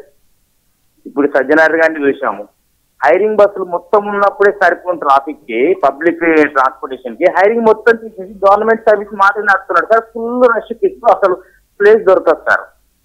లేడీస్ కూర్చున్న వాళ్ళు కాళ్ళ దగ్గర కూర్చుంటారు. అలాంటి పరిస్థితి. అంటే రిటైర్ అయిన వాళ్ళని అసలు ఎలాంటి రిక్రూట్మెంట్ తీసుకోవద్దు. ఒకటి ఏ పోస్ట్ లో కూడా ఇవ్వకూడదు. ఎస్పెషల్లీ పోలీస్ డిపార్ట్మెంట్ ఎరిటైర్ అయిన వాళ్ళని ఇంకో పోస్టింగ్ వేయొద్దు. ఎందుకంటే వాళ్ళు తెలివిగా చేస్తాం అనుకొని చేస్తారు. మేము దొరకము, ఒకవేళ మాకు ఎదురు చెప్పినా కూడా మేము ఏదో ఒకటి చేస్తామని ఒకసారి చెప్పడానికి మాత్రమే చేశాను. Thank you very much. Thank you. Okay sir, మొత్తానికి అది రిలేటెడ్ టు సర్వీస్ గురించి. సో అధికారుల విషయంలో, సో ఇప్పుడు మరి విద్యార్థుల మానసిక స్థితి ఎలా ఉంది? వారు ఇప్పుడు వ్యవస్థను నమ్మే పరిస్థితిలో ఉన్నారా? ఎస్ అండి. ఇప్పుడు 2014 నుంచి 2025 తెలంగాణ ఫామ్ అయిన తర్వాత బంగారు తెలంగాణ అంటూ చాలా ప్రభుత్వాలు, సక్సెసివ్ గవర్నమెంట్స్ అధికారంలోకి వచ్చినాయి. చాలా సర్వీస్ కమిషన్లో కూడా 3 వచ్చారు. కానీ తెలంగాణ పబ్లిక్ సర్వీస్ కమిషను ఈ ఎగ్జామ్ని 14 సంవత్సరాలు, ఆల్మోస్ట్ 11 సంవత్సరాలు, అంటే ఒక పుష్కర కాలం పాటు నిర్వహించలేకపోయింది. మరి ఈ మధ్యలో తెలంగాణ మూమెంట్ వచ్చే ముందు చాలా హోప్స్తో తెలంగాణ మూమెంట్లో పాల్గొన్నారు. ఓయూ నుంచి ఎక్కడికక్కడ మిలియన్ మార్చ్ రీసెంట్గానే కంప్లీట్ అయింది. మనం 12 సంవత్సరాలు మిలియన్ మార్చ్ కంప్లీట్ అయింది. ఆ రోజు నేను అక్కడ జాబ్ చేసుకుంటున్న బీఆర్కేర్ భవన్ పైనుంచి చూస్తుంటే కింద మిలియన్ పీపుల్ వచ్చారు. ట్యాంక్ బండ్ చుట్టూరు సకల జనుల సమ్మె, ఎక్కడికి వెళ్ళినా రోడ్లు. ఓకే, ఇంత ఉధృతంతో స్టూడెంట్స్ ఎన్నో హోప్స్తో, యాస్పిరేషన్స్తో they involved in Telangana movement. They achieved Telangana. మరి తెలంగాణ వచ్చిన తర్వాత గ్రూప్ అని ఎందుకు పెట్టలేకపోయారు? This is the biggest question before those who came to power. అది గుర్తుపెట్టుకోవాలి. పవర్లోకి వచ్చినట్టు సమాధానం చెప్పాలి. ఈరోజు ఎందుకు నిర్వహించలేకపోయారు అంటే ఈ మధ్యలో ఏం జరిగిందంటే, మీరు అడిగిన మానసిక స్థితి చెప్తున్నా. చక్కగా తెలంగాణ వచ్చిన తర్వాత ఎంజాయ్ చేసేవాళ్ళు ఎంజాయ్ చేస్తాం. ఇది పీపుల్ ఒపీనియన్, నా ఒపీనియన్ కాదు. ఎంజాయ్మెంట్ చేస్తుంటే నిరుద్యోగులు తెలంగాణ వస్తే మాకు బంగారు భవిష్యత్తు అయిపోద్దని బుక్కులు పట్టుకుని చదువుతుంటే, ఓకే, మనకి తెలుగు అకాడమీ అనేటి ఉంటుందంటే ఇప్పుడు తెలంగాణ అకాడమీగా అయింది. ఈ తెలుగు అకాడమీ బుక్కులు ఇస్తే ఈ తెలుగు అకాడమీ బుక్కులు చదువుకునే తెలుగు మీడియం విద్యార్థులు వెళ్తారు. ఇప్పటికీ తెలంగాణ ఎంత అభివృద్ధి చెందిన కేవలం హైదరాబాద్ మాత్రమే అభివృద్ధి. 1,12,000 చదరపు కిలోమీటర్లో 234,700 చదరపు కిలోమీటర్లు ఉన్న హైదరాబాద్ మాత్రమే అభివృద్ధి చెందింది. ఇదే జీడిపిలో మనకి ఎంతో చూడండి 50% ఉంటుంది మొత్తం జీడిపిలో కాంట్రిబ్యూషన్. అంటే అర్బన్ పీపుల్ కోసమే ఇది పనిచేస్తుంది అన్నట్టు. ఇదే తెలంగాణ పబ్లిక్ సర్వీస్ కమిషను ఇదే హైకోర్టు ముందు తెలుగు అకాడమీ బుక్స్ అంటే తెలంగాణ అకాడమీ బుక్స్ పనిచేయవు, అది మాకు ప్రామాణికం కాదని చెప్పినప్పుడు అశోక్ నగర్లో ఒక విద్యార్థి ఏడ్చి కింద పడేటప్పుడు ఫోటో మొత్తం సర్క్యులేట్ అయింది. ఇది ఎలాంటిదంటే వియత్నాం వార్లో United States of America Agent Orange వాడితే ఒక అమ్మాయి రోడ్డు మీద పరిగెట్టిందనమాట. అది ప్రపంచవ్యాప్తంగా వెళ్ళింది. అలా ఒక ఫోటో ప్రచురించబడింది. ఓకే, ఒక అమ్మాయి ఇది పెట్టుకుని బయటికి రాలేక ఈ ప్లకార్డు ప్రదర్శించింది. ఆ విద్యార్థి నేను తెలుగు మీడియంలో చదివాను, తెలుగు అకాడమీ బుక్ చదివాను, నా జీవితం ఏమవ్వాలని ఆ అబ్బాయి తనకు తాను మర్చిపోయి ఎవరు ఏమనుకుంటారో మర్చిపోయి అన్కాన్షియస్గా ఏడ్చింది, ఫోటోనే కరిగించి పడేసిందండి. మనం గుర్తుపెట్టుకోవాలి, అది మానసిక స్థితి అశోక్ నగర్లో. దారుణమైన పరిస్థితి, ఏమీ చేయలేని పరిస్థితి. 5 రూపాయలు మీల్స్ తినాలా, ఒక పండగ పబ్బం వస్తే ఏ పండగ వచ్చిన వాళ్ళు ఇంటికి వెళ్ళలేకపోతున్నారు. ఫ్రెండ్స్ పెళ్ళి అవుతే బ్రదర్ పెళ్ళికి కూడా వాళ్ళు ఇంటికి వెళ్ళలేరంట. ఎందుకంటే నువ్వేం చేస్తున్నావు అంటే ఏం చెప్పాలో తెలియదు. అదేంటి డిగ్రీ అయిపోయింది, ఎంతెంతో సంపాదిస్తున్నాను, నువ్వేం చేస్తున్నావు అంటే నేను గ్రూప్ 1 చదువుతున్నానని చెప్తే ఎప్పుడు వస్తుందిరా, దాన్ని ఎందుకురా నమ్ముకుంటామని తిడుతున్నారంట. తల్లిదండ్రులు తిడుతున్నారు.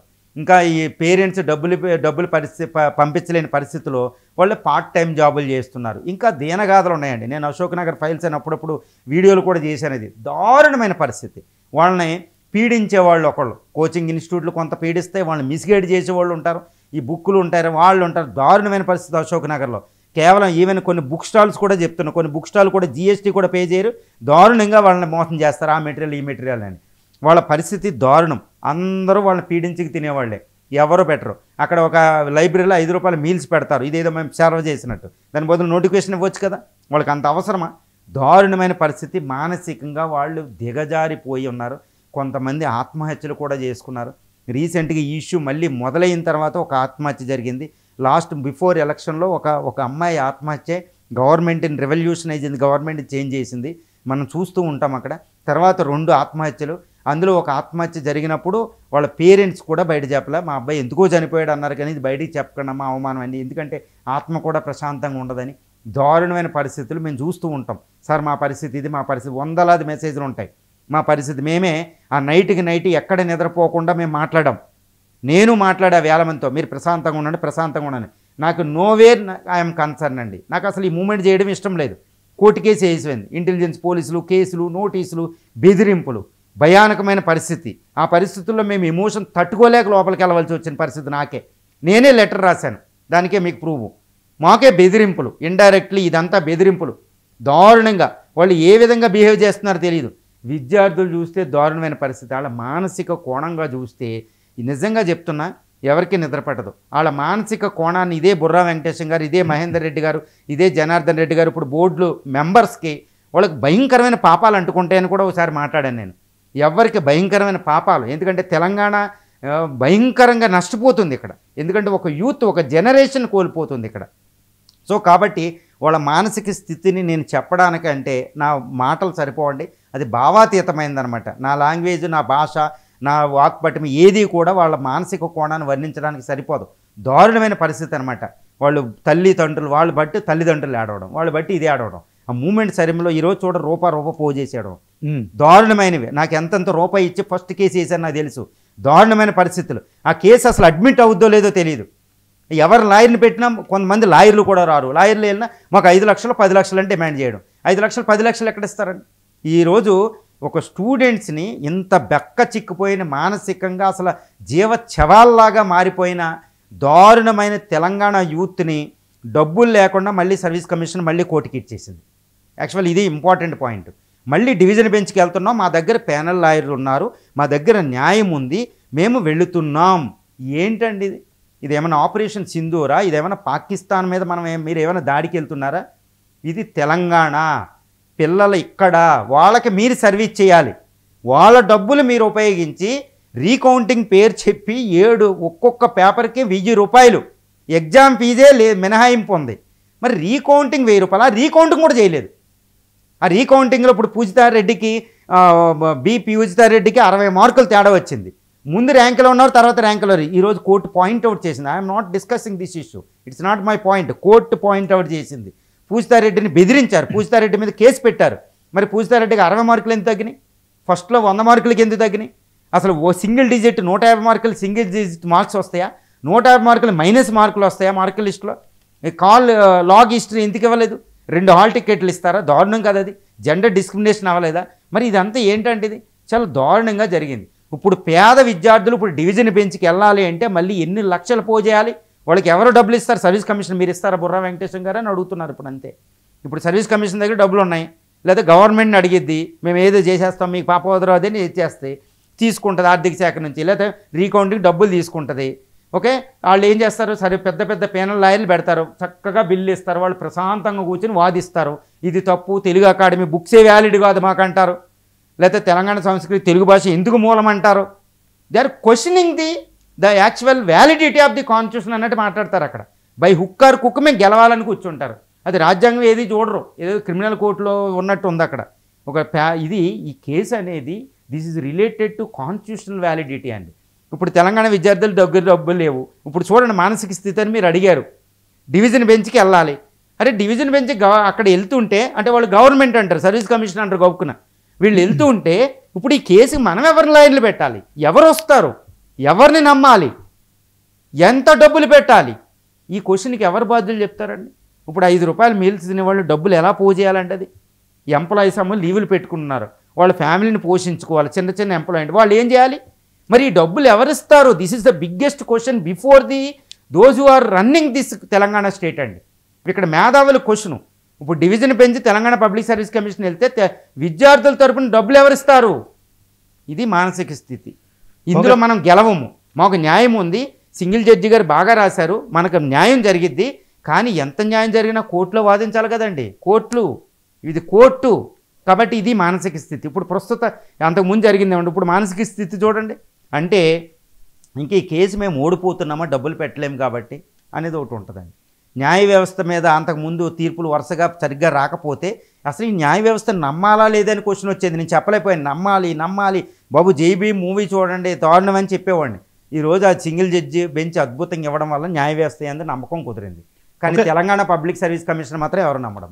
ఓకే, ఎంజీ రావు గారు, మరి హైకోర్టు తన తీర్పుతో అవకతవకలు జరిగాయని చెప్పి వేలెత్తి చూపించింది కదా, దీనికి బాధ్యుల్ని ఎవరు చేయాలి? ఇది చాలా ఇంపార్టెంట్ క్వశ్చన్ అండి. మీరు అడిగిన క్వశ్చను బాధ్యులు ఎవరు అనేది ఇక్కడ ఇంపార్టెంట్ క్వశ్చన్. ఎస్, బాధ్యత వహించాలి. It's not a Pakistan, it's not a Bangladesh, ఇదేది కాన్స్టిట్యూషన్ లేని వ్యవస్థ కాదు. We have they vibrant constitutional system. Okay, చాలా vibrant democracy, robust democratic system ఉంది మనకి. ఇక్కడ ప్రతి దానికి బాధ్యులు ఉండాలి. ఇక్కడ సింగిల్ జడ్జి బెంచ్ ఇచ్చిన తీర్పే దీనికి ప్రాతిపదిక కావాలి. ఇక్కడ సింగిల్ బెంచ్ ఇచ్చిన తీర్పులో మనకి ఇక్కడ service commission on the part of the service commission there is a negligence and inefficiency అని అక్కడ చెప్పారు జడ్జి గారు. ఆ విషయాన్ని మనం గమనించాలి. తర్వాత had not maintain transparency and integrity. చాలా దారుణమైన పదం అండి. ట్రాన్స్పరెన్సీ అండ్ ఇంటిగ్రిటీ మెయింటైన్ చేయలేదు. తర్వాత it is acted based biased మేనర్లో ఉందంటే ఆర్టికల్ 14, 15, 16, 17 కూడా వైలేట్ అయినాయి. ఇది చెప్పేస్తున్నారు జడ్జి గారు. తర్వాత okay, deviated their own rules. ఇప్పుడు 2 hall tickets, triple evaluation process, అంటే డీవియేటెడ్ దేర్ ఓన్ రూల్స్. కంచె చెట్టుని వేసినట్టు దారుణమైన పరిస్థితి అండి ఇది. అంటే ఇప్పుడు దీనికి ఎవరు బాధ్యతలు? Those who are running this constitutional body. ఇప్పుడు Ambedkar estimated however good may be the constitution, if those who are running it, if they are wrong, it proved to be wrong. వాళ్ళు సిస్టమ్ రాంగ్ అయినా వాళ్ళు మంచోళ్ళు అయితే మంచిదైపోతుందని constituent అసెంబ్లీలో మనకు Ambedkar ఉదాహరించిన statement ప్రకారం ఇప్పుడు జడ్జిమెంట్ ఇచ్చింది ఆర్టికల్ 32, 226 ప్రకారం. ఈరోజు కోర్టు ఇచ్చిన వేరియస్ లాస్ ప్రకారం 35 జడ్జిమెంట్లు రిఫర్ చేస్తూ ఇప్పుడు యూపీ సంజయ్ సింగ్ కమిషన్ అండి ఇవన్నీ జడ్జిమెంట్లు రిఫర్ చేస్తూ సింగిల్ జడ్జిమెంటు ఇచ్చారు. చాలా మెటిక్యులస్గా రాశారు. అంటే ఇక్కడ సర్వీస్ కమిషన్ బాధ్యత వహించాలి. ఇక్కడ రాజ్యాంగబద్ధ సంస్థ నేను అనడంలో మరి రాజ్యాంగబద్ధ సంస్థని నడుపుతున్న జనార్దన్ రెడ్డి గారి నుంచి, మహేందర్ రెడ్డి గారి నుంచి, అప్పుడున్న సెక్రటరీ నవీన్ నికోలస్ నుంచి, ఇప్పుడు నేను పేర్లు చెప్తున్నాను కాదండి, I don't want to consider, నేను నేమ్స్ ఇంపార్టెంట్ కాదు, ఇది వ్యవస్థ ఇంపార్టెంట్. వ్యవస్థే మనకి ఇంపార్టెంట్, రాజ్యాంగ వ్యవస్థే ఇంపార్టెంట్, కానీ నేమ్ అనేది ఇంపార్టెంట్ కాదు. మన చరిత్రలో ఇప్పుడు వ్యవస్థ ఉంటుంది. రాజ్యాంగం అమల్లోకి రాకముందు వాళ్ళు గొప్పవాళ్ళు వీళ్ళు గొప్పవాళ్ళు అది వ్యవస్థ ఉండేది. కానీ రాజ్యాంగం అమల్లోకి వచ్చాక 1947 ఈ సోల్ ఆఫ్ ఇండియన్ కాన్స్టిట్యూషన్ అమల్లోకి వచ్చాక మనకు వ్యవస్థ ఇంపార్టెంట్. కాబట్టి నేను చెప్తున్నా ఈ పేర్లు వీళ్ళు బాధ్యత వహించాలి. ఎందుకంటే దే ఫెయిల్ ఇన్ రిక్రూట్మెంట్, అంటే ట్రాన్స్పరెన్సీ వీటన్నిటిలో వాళ్ళు ఫెయిల్ అయ్యారు. కాబట్టి వాళ్ళు బాధ్యత వహించాలి, మోరల్లీ బాధ్యత వహించాలి. ఇది ఎవరి బాధ్యత? ఇప్పుడు కాన్స్టిట్యూషన్ బాడీ కాబట్టి వాళ్ళని రిమూవ్ చేయడం మనకు కుదరదు.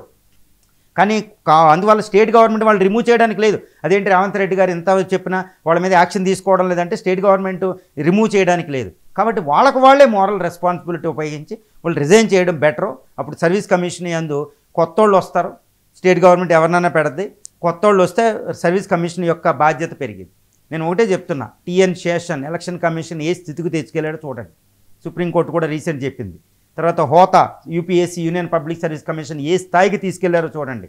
ఎందుకు యూనియన్ పబ్లిక్ సర్వీస్ ఇదే ఇండియాలో ఇదే కాన్స్టిట్యూషన్ సిస్టమ్ కింద ఉన్న యూనియన్ పబ్లిక్ సర్వీస్ కమిషన్ 2014 నుంచి ఇప్పటివరకు 12 నోటిఫికేషన్లు కంప్లీట్ చేసింది సక్సెస్ఫుల్గా, వితౌట్ ఎనీ లీగల్ ఎంటాంజిల్మెంట్, తర్వాత వితౌట్ ఎనీ అలిగేషన్, ఒక అలిగేషన్ లేకుండా కంప్లీట్ చేస్తే 14 మంది ఇప్పుడు ఆ తరం వాళ్ళు ఎస్పీలు కూడా అయిపోయి ఉన్నారు. మరి ఎక్కడ ఎందుకు అవ్వలేదు? This is the question to those who are running this Telangana public service commission. కాబట్టి బాధ్యత వాళ్లే వహించాలి. ఓకే రావు గారు, ఫైనల్ సొల్యూషన్ ఏమిటి? మరి తక్కువ కాలంలో మొత్తం రిక్రూట్మెంట్ అంతా చేయాలనుకుంటున్న నేపథ్యంలో విద్యార్థులకు న్యాయం ఎలా జరగాలి? మీ సొల్యూషన్ ఏంటి చెప్పండి. ఎస్ అండి, ఇప్పుడు చాలా కాలర్స్ కూడా ఇవి అడుగుతున్నారు. ఓకే, మన డిస్కషన్ ఎక్కువ కాబట్టి కాల్స్ రిసీవ్ చేసుకోవడంలో చాలా ఒపీనియన్స్ కూడా చెప్తున్నారు. నేను ఒకటే చెప్తున్నా, దీనికి ఇప్పుడు 14 సంవత్సరాల తర్వాత రిక్రూట్మెంట్ ఆగిపోయింది. మళ్ళీ ఇప్పుడు ఈ ప్రభుత్వం ఇచ్చిన నోటిఫికేషన్ కూడా కోర్టులో ఉండిపోయింది. ఇప్పుడు కోర్టులో డివిజన్ బెంచ్కి వెళ్తారు, సుప్రీంకోర్టుకి వెళ్తారు. ఇది తేలేలే లేదు. విద్యార్థులు రూపాయి వేసుకుని వెళ్ళాలి. ఇది పరిస్థితి. మరి రీఎగ్జామిన్ పెడతారు, రీఎవాల్యుయేషన్ పెడతారనేది పెద్ద క్వశ్చన్. మళ్ళీ దీనికోసం ఇప్పుడు చాలామంది అడిగినట్టు చదువుకోవాలా లేదా, ఎప్పుడు చదువుకోవాలి, ఎంత టైం ఇస్తారు, ఈ సిలబస్ ఉంటుంది, ఆ సిలబస్, ఇదంతా బిగ్ క్వశ్చన్ అండి. ఇక్కడ జడ్జి గారు ఆల్రెడీ మనకు సొల్యూషన్ ఇచ్చారు. అదేంటి? రీఎవాల్యుయేట్ అన్ని పేపర్లు 1,26,618 పేపర్లు మళ్ళీ రీఎవాల్యుయేట్ చేయండి యాజ్ పర్ ది కోర్టు మాన్యువల్గా మోడరేషన్ మెథడ్లో చెయ్యండి. ఇది UP versus Sanjay Singh Allahabad high court ఇచ్చిన తీర్పు ప్రకారం మాన్యువల్గా చెయ్యండి. 8 నెలల్లోపు కంప్లీట్ చేయకపోతే ఇది stands to be cancelled, re-exam అవుతుంది, ఇది ఆటోమేటిక్గానే జడ్జిమెంట్ ఇచ్చారు. ఇది ఒక సొల్యూషన్. అంటే రీఎవాల్యుయేషన్ అనేది ఒకటి ఉంది, రీఎగ్జామినేషన్ అనేది మనకు ఇప్పుడు సొల్యూషన్ ఉంది. కానీ ఇప్పుడు నేను చెప్పేది ఏంటంటే రీఎవాల్యుయేషన్కి లేదు కాబట్టి రీఎగ్జామిన్ అనే ప్రొవిజన్ కూడా జడ్జి గారు ఇచ్చారు. ఇప్పుడు రీఎవాల్యుయేషన్ ఎందుకు చేయలేరు అంటే ఇర్రేషనల్. ఇప్పటికే బార్ కొన్ని ఎన్నోసార్లు చింపేశారు. ఆ పేపర్ అంతా మళ్ళీ తెలిపిన దాని మీద మళ్ళీ చేయాలంటే ఇప్పుడు వచ్చేవాళ్ళు ఎవాల్యుయేట్ చేయడానికి ఉండదు, ఘోరమైన పరిస్థితి. మళ్ళీ మెయిన్స్ ఎగ్జామ్ పక్కన రాశారు, మాస్ కాపింగ్ అయ్యింది. కాబట్టి అదే పేపర్లు వాల్యుయేట్ చేస్తే పరిస్థితి ఏంది? కాబట్టి రీఎవాల్యుయేషన్ కుదరదు, రీమెయిన్సే పెట్టాలి. అది ఒకటి సొల్యూషన్ అనేది ఒక పక్షాన ఉంది. అంటే రీమెయిన్స్ అనేది ఒకటి సొల్యూషను. అది కూడా ఈ ప్రస్తుతం ఉన్న చైర్మన్ గారు, ప్రస్తుతం ఉన్న బోర్డు మెంబర్స్ ఉంటే దాన్ని ఎవరో నమ్మరు. సిస్టమ్ అందు లోపం వచ్చింది, కోర్టే point out. No one is trusting in TGPSC no. కాబట్టి కొత్త వ్యవస్థ రావాలి, అక్కడ రిఫార్మ్ జరగాలి. రిఫార్మ్ జరిగి ఇప్పుడు రీమెయిన్స్ పెట్టాలి, రీఎవాల్యుయేషన్ కదా, అది ఒక సొల్యూషన్ అండి. కానీ ఈ ఒక్క సొల్యూషన్లోనే ఇప్పుడున్న వేకెన్సీ జాబ్ క్యాలెండర్ ప్రకారం లేట్ చేయకుండా నోటిఫికేషన్ ఇవ్వాలి. ఇది ఒక్క సొల్యూషను. ఇక రెండో సొల్యూషను నేను చెప్పేది ఏంటంటే చాలా అద్భుతమైన లాంగ్ లాస్టింగ్, అంటే ఒక పరిష్కారం అన్నమాట, శాశ్వత పరిష్కారం అనమాట. అది 6 నెలల వ్యవధిలో టైం ఫ్రేమ్ పెట్టుకుని ఇప్పుడున్న మొత్తం ఎంటైర్ 19/2/2024 ఇచ్చిన ఈ నోటిఫికేషన్ వెంటనే స్క్రాప్ చేయాలి. ఎందుకు అంటే మొత్తం స్క్రాప్ చేసేయాలండి. 563 పోస్టులు ప్లస్ ఇప్పుడు ఇంకొక సుమారు ఒక 500 పోస్టులు ఉంటే ఒక 1000 పోస్టులు అవుతాయి. ఈ 1000 పోస్టులకి ఫ్రెష్ నోటిఫికేషన్ జారీ చేయాలి, అందరికీ ఎలిజిబిలిటీ ఇచ్చేసి ఫ్రెష్ నోటిఫికేషన్ పెట్టాలి. పెట్టి టైం ఫ్రేమ్లో 6 నెలల్లో కొత్త బోర్డు రిఫార్మ్స్ క్రియేట్ చేసి వెంటనే ఇవ్వాలి. సీఎం లెవెల్లో ఆధ్వర్యంలో ఈసారి పర్యవేక్షణ కొనసాగాలి. అవసరమైతే ఒక మినిస్టర్ గారికి అది అప్పచెప్పి పర్యవేక్షణ చేయాలి తెలంగాణ పబ్లిక్ సర్వీస్ కమిషన్, లేకపోతే సెక్రటరీ ద్వారానో ఏదో ఒక పోస్ట్ క్రియేట్ చేసి అయినా ఈ 1000 పోస్టులకి కొత్తగా ఫ్రెష్ ఎందుకు ఫ్రెష్ నోటిఫికేషన్ ఎందుకు స్క్రాప్ చేయాలంటే ఒక రీజన్ ఉందండి. ఇప్పుడు ఇదే నోటిఫికేషన్కి ఈ ఒక్క కేసే కాదండి. ఇప్పుడు జడ్జి గారు ఇచ్చిన తీర్పుకి సంబంధించిన ఒకటే కాదు, అక్కడ జీవో 29, జీవో 55కి రిలేటెడ్గా ఒక కేసు ఉంది, చాలా పొటెన్షియల్ కేసు సుప్రీంకోర్టులో. SC ST కేసు ఉంది, PH కోటా, ఇప్పుడు స్పోర్ట్స్ కోటా కేసు ఉంది, PH కేసు ఒకటి ఉంది, పొటెన్షియల్ కేసులు ఉన్నాయి. మరి ఏదైనా అడ్డం వస్తే మళ్ళీ విద్యార్థులు చదువుకుని మళ్ళీ ఎవరు నష్టపోతారు? ఎవరు? మనం బాగానే ఉంటాం. మరి వాళ్ళు ఇప్పటికే జడ్జి గారు చెప్తున్నారు, మనీ యూత్, టైము అన్నీ లాస్ అయి ఉన్నారు, మానసికంగా వాళ్ళు కుంగిపోయి. మరి ఇప్పుడు మళ్ళీ కేసు ఏదైనా అంటుకుంటే, కాబట్టి నా పరిష్కారం ఒకటే చెప్తున్నానండి, ఎంటైర్ నోటిఫికేషన్ ఇప్పుడు ఒకటో పరిష్కారం ఏంటంటే బోర్డుని రిఫార్మ్ చేయాలి 2 పరిష్కారాలకి. దాంతోపాటు బుర్రా వెంకటేశం గారు రిజైన్ చేసి ఇంకొకరికి ఇవ్వాలి, ఎందుకంటే స్టేట్ గవర్నమెంట్ అడగలేదు కూడా మిమ్మల్ని, అది ఒకటే. తర్వాత రిఫార్మ్స్కి అయినా వెసులుబాటు ఇవ్వాలి. ఇచ్చిన తర్వాత ఇప్పుడున్న ఎగ్జామ్ పెట్టాలి, రీవాల్యుయేషన్ కుదరదు, ఎగ్జామ్ పెట్టి దాంతో సమాంతరంగా కొత్త నోటిఫికేషన్ ఇచ్చేయాలి, ఎందుకంటే కొత్తగా వచ్చిన జనరేషన్కి. ఎగ్జామ్ని కూడా చాలా స్పష్టంగా టైం ఫ్రేమ్లో వితిన్ 6 monthsలో చక్క ఎవాల్యుయేషన్ ప్రాసెస్ కంప్లీట్ అవ్వాలి. ఇది ఒకటైతే, రెండో పరిష్కారం ఎంటైర్ 563 పోస్టుల నోటిఫికేషన్ స్క్రాప్ చేసి, ఎందుకంటే సుప్రీంకోర్టులు ఇవన్నీ అడ్డం వచ్చే ప్రమాదం ఉంది, స్క్రాప్ చేసి ఇప్పుడు ఇంకొక 500 పోస్టులు 1000 పోస్టులు కలిపి ఫ్రెష్ నోటిఫికేషన్ ఇచ్చి 6 నెలల్లో కంప్లీట్ చేయాలి. ఇది ఒక్కటే పరిష్కారం. ఇందులో పాలిటిక్స్ ఉండకూడదు, ఏది ఉండకూడదు. చక్కగా సర్వీస్ కమిషన్ ఇప్పుడైనా బాధ్యత గుర్తెరిగిన వాళ్ళని ఇన్వాల్వ్ చేయాలి.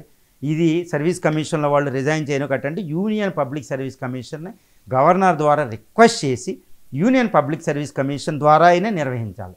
వీళ్ళు మేము రిజైన్ చేయము, మేము తోపులు, మేము అందరం పవిత్రులు అన్నారు అనుకోండి, union public service commission involve చేయడానికి గవర్నర్ గారికి అధికారులు ఉంటాయి, state government. So union public service commission involve చేయించాలి. అప్పుడు ప్రజలు నమ్ముతారు. ఈసారి డబుల్ ఎనర్జీస్తో వాళ్ళు చదివి కృంగిపోయిన మళ్ళీ చదివైనా వాళ్ళు ఎవరో ఒకళ్ళు అవుతారు. అప్పుడు చక్కని యూత్, టాలెంట్ యూత్ సమ్మిళత్వంతో రాజ్యాంగబద్ధంగా కొత్త వాళ్ళ పోస్టులకు వస్తే సర్వీసు, చక్కని సివిల్ సర్వెంట్లు, గుడ్ అడ్మినిస్ట్రేషన్ మనం తెలంగాణలో చూడగలుగుతాం. లేకపోతే తెలంగాణ ఫామ్ అవ్వడానికి అర్థం లేకుండా పోతుందండి. ఓకే, థ్యాంక్ యూ ఎంజీ రావు గారు. మొత్తానికి ఇది ఎగ్జామ్ నిర్వహించాలి, లేని పక్షంలో మరి ఏదైతే 6 నెలల కాల లోపే కూడా ఈ వ్యవస్థను ప్రక్షాళన చేయాలి, ప్రభుత్వం దీన్ని ఇనిషియేట్ తీసుకోవాలి. లేని పక్షంలో ఇక గవర్నర్కి అధికారం ఉంటుంది కనుక యూపీఎస్సీ దీన్ని టేక్ ఓవర్ చేయాలనే అభిప్రాయాన్ని అయితే ఎంజీ రావు గారు వ్యక్తం చేస్తున్నారు. ఇది వాటి స్పెషల్ డిబేట్. చూస్తూనే ఉండండి 99 టీవీ.